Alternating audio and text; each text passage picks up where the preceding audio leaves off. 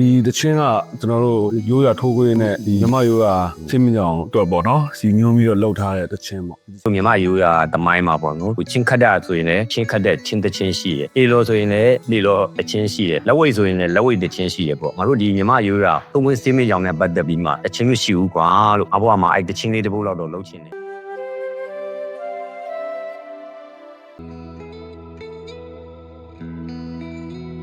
်ဒီတချင်းကကျွန်တော်တို့ရိုးရာထိုးခွေးနဲ့ဒီမြမရိုးရာချင်းမြအောင်တော့ပေါ့နော်စီညွှန်းပြီးတော့လှုပ်ထားတဲ့တချင်းပေါ့ချင်းကိုကျွန်တော်တို့ဒီဆရာရှမ်းလေးတို့နဲ့ကျွန်တော် MD1 အင်းကကိုချမ်းတို့နဲ့တိုင်ပင်ပြီးတော့ကျွန်တော်တို့တကီးအဖွဲ့ကလှုပ်ဖြစ်တာပေါ့အဲ့တော့ဒီတချင်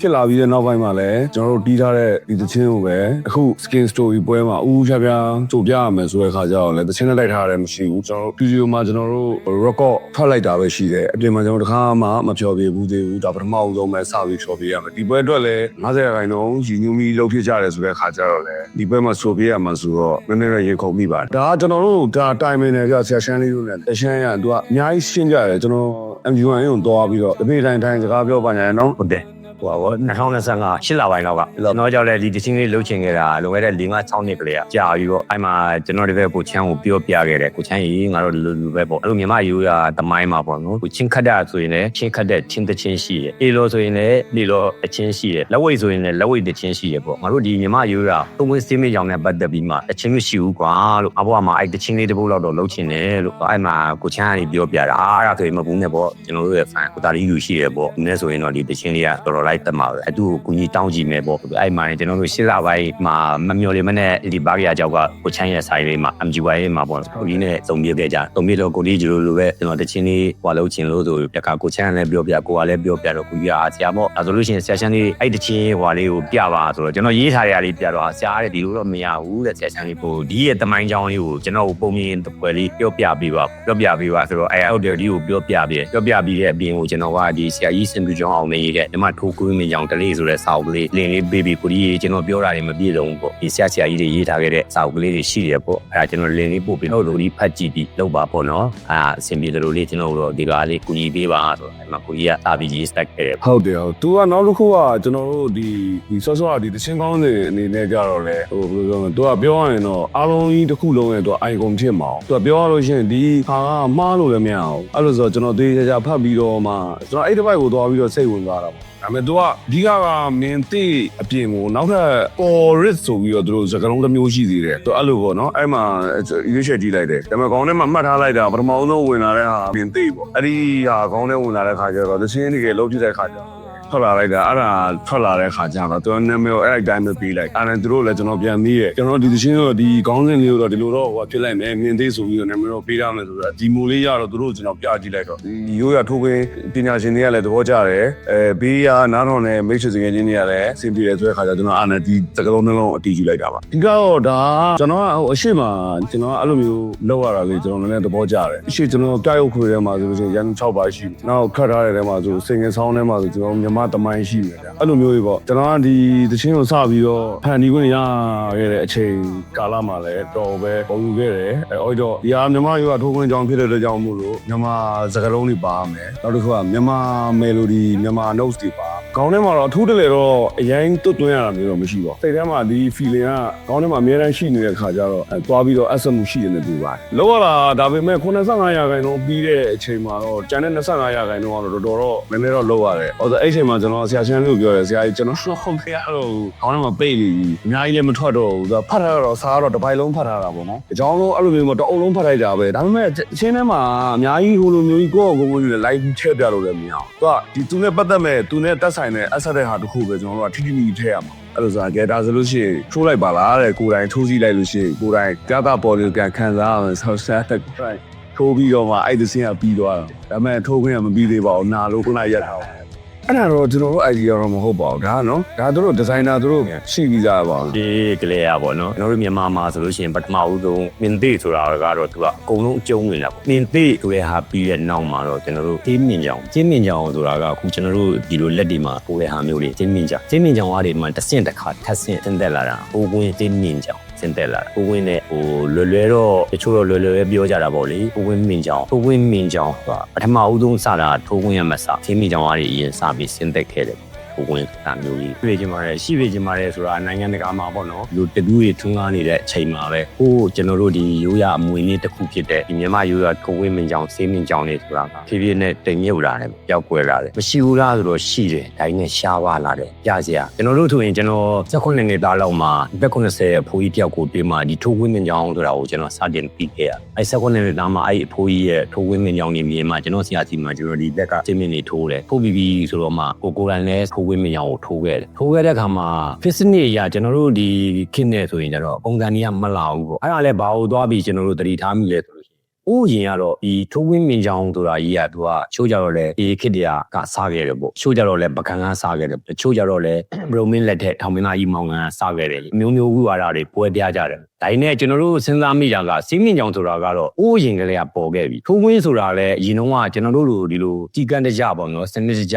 ဖွဲ့စည်းလုပ်ထားတဲ့အရာတွေမဟုတ်တကွင်းထိုးလေသူကထိုးခွင်းပဲရှေ့ရတော့သူကဟိုပါပေါ့သူလိုချင်းကတော့သူကယောက်ျားမိတဲ့တောင်းဟလာအရွယ်ရောက်ပြီးဖြစ်ကြောင်းတတိရှိကြောင်းပေါ့တတိရှိကြောင်းဆိုတာကခုခေတ်လိုဓာတ်နဲ့ခုတ်လို့အချက်ဆက်နာတဲ့အနာလည်းမဟုတ်အနည်းစဉ်ရက်ဆက်တောက်လျှောက်ကြီးနားလာဒီရဲ့အနာတန်းကိုခံနိုင်မှတတိရှိတဲ့အကြောင်းကိုသိနိုင်နောက်တစ်ခါရှေ့ရတော့သူကဒီပေါ့14-5နှစ်ဆိုမှသူကလူယိုဝင်တာကိုအဲကြတော့အရွယ်ရောက်ပြီပေါ့ရွယ်ရောက်ပြီဆိုမှသူကလဲလုံးမဲ့ဆိုရင်လည်းလဲလုံးနိုင်တယ်ရှားလုံးမဲ့ဆိုရင်လည်းလုံးနိုင်တယ်တိုက်မဲ့ဆိုရင်လည်းသူကဟိုအားရှိလာပြီပေါ့နော်တန်မားလာပြီဆိုတော့ဥပ္ပယတဲ့အရွယ်ကိုရောက်လာပြီဆိုတော့အင်္ဂေတာလေးကိုပြရတယ်ပေါ့နောက်တစ်ခါဒီယောက်ျားမင်းမခွဲတဲ့နေရာမှာလည်းတော့လိုတပိုင်းတစ်စိတ်တစ်စိတ်တာအနေနဲ့ပါလာတော့ပေါ့ရင်ကတော့ထိုးခဲ့ကြတဲ့အားလေးတွေမှာတချို့ကျွန်တော်တို့တွေးရှိခဲ့ရတဲ့အားလေးတွေတော့တကွင်းစားနှစ်ကွင်းစားလောက်အောင်တမတ်အဖက်မှာတကွင်းထိုးထားတယ်သူထိုးကွင်းနဲ့ပေါ့ခုဒီ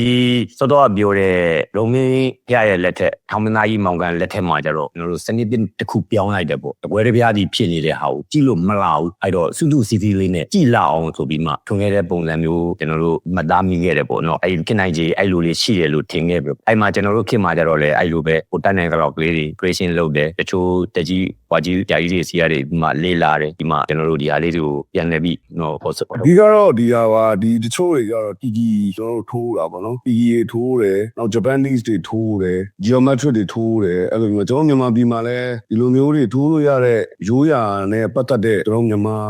ာနဲ့ပတ်သက်တဲ့ကိုးကွင်းတွေမင်းကြောင်တွေရှိရဆိုတဲ့အကြောင်းကိုသူတို့ကပြောခြင်းတဲ့သဘောပါဒီကတော့တခြား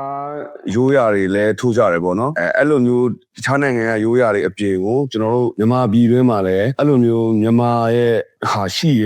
ဲမြန်မာရဲ့ထိုးခွင်းတွေမြန်မာရဲ့ traditional တွေရှိရဲဆိုတဲ့ဟာကိုသူတို့ပြောခြင်းကြားခြင်းတဲ့သဘောပါဒါရှိပါတယ်ရှိမှာပါကျွန်တော်တို့ကဟိုစောစီးရလည်းဟိုဘယ်လိုပြောမလဲမြန်မာဟန်နဲ့ကျွန်တော်တို့ကမြန်မာဟန်ကိုလည်းကျွန်တော်တို့ကြိုက်တယ်လေမှန်တယ်ပြောရင်တော့ကျွန်တော်တို့လွှမ်းမှုတို့တိုလေးသိန်းနဲ့တို့တိုလေးဆူအောင်တို့အနိုင်တို့ကျွန်တော်တို့ကြိုက်တယ်ကအမှန်ပြောရင်တော့ဒီဘက်မှာကျွန်တော်တို့ကလည်းကျွန်တော်ငယ်ငယ်တော့က Remedy Emperor တို့ IC တို့လည်းကျွန်တော်နားထောင်တယ်ဒီဘက်ချမ်းမှာလည်းအဲ့လိုသချင်းတွေကိုဟိုနားထောင်ခဲ့တဲ့လူရန်သားတရက်ဆိုတဲ့အခါကျတော့ကျွန်တော်တို့ကဒီနှစ်ခုကနေပေါင်းပြီးတော့ကျွန်တော်တို့နောက်ထပ် music တွေတော့ကျွန်တော်တို့ညံသွားရှိစလောက်တော့အများကြီးရုပ်ဖြစ်မှာပါဒီကတော့ကျွန်တော်တို့လုံးဖြစ်တဲ့အခါကြလို့ရှိရင်ပဲချစ်ဆိုလဲအချစ်ကြောင်းပေါ့မြန်မာနဲ့ပတ်သက်တဲ့ဟာရှင်းသိတယ်လို့ဒီ notes တွေဒီ melody တွေတော့ပါနေမှာပါပဲအများအား music video ကတော့မတ်ရဟိုတစ်ခုပြအနေနဲ့ single song လောက်ကြတဲ့ဟာဟိုအဲ့လိုဆိုတော့ကျွန်တော်တို့ကတချို့လူတွေဆိုလို့ရှိရင်ကျွန်တော်တို့ဒီ min သိဆိုရဲသချင်းထွက်လာတဲ့အချိန်မှာတော့မှ melody ကိုသူတို့သဘောကျတယ်ဒါပေမဲ့သူတို့သချင်းရဲ့အထိပ္ပယ်တိမ်တဲ့ကိုသူတို့နားမလဲဘူးအဲ့တော့ကျွန်တော်တို့ကတတူးဆရာရင်ဒီထိုးခွင်းဆရာရင်နဲ့ကျွန်တော်တို့ကတိုင်ပြီးတော့ကျွန်တော်တို့ music video တော့ကျွန်တော်တို့ချပြမှရလိမ့်မယ်ဒီတိုင်း audio ကြီးပဲလွတ်လိုက်လို့ရှိရင်တော့လူတွေ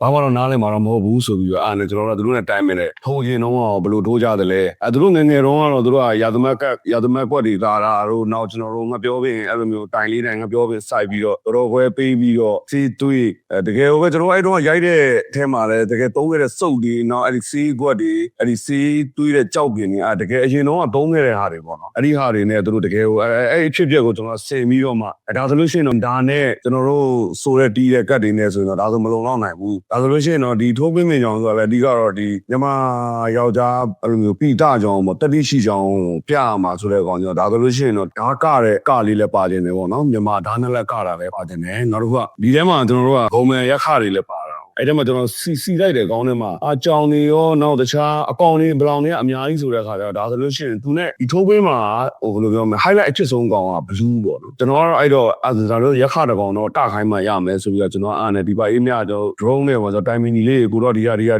မျိုးတော့ရိုက်ကြရင်ကောင်းမလားဆိုသူနဲ့တိုင်မီပြီးတော့စီစဉ်ပြီးရိုက်ကြတာပါအဲ့တော့ idea တော့အကုန်လုံးပူပေါင်းပြီးတော့လုပ်ကြတာပေါ့နော်ကျွန်တော်တို့ကတော့ရိုက်ညွှန်းလောက်ပဲပြောတာပါကျန်တဲ့ဟာတော့အကုန်လုံးဘေးကဝိုင်းရံပြီးတော့လုပ်ပေးကြတဲ့သဘောပါအရင်တော့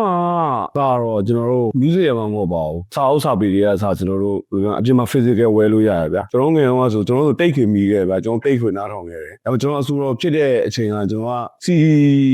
ကိုပဲကျွန်တော်တို့မိလိုက်တယ် CD နောက်ဆုံး music လို့ပြောလို့ရမယ်ကျွန်တော်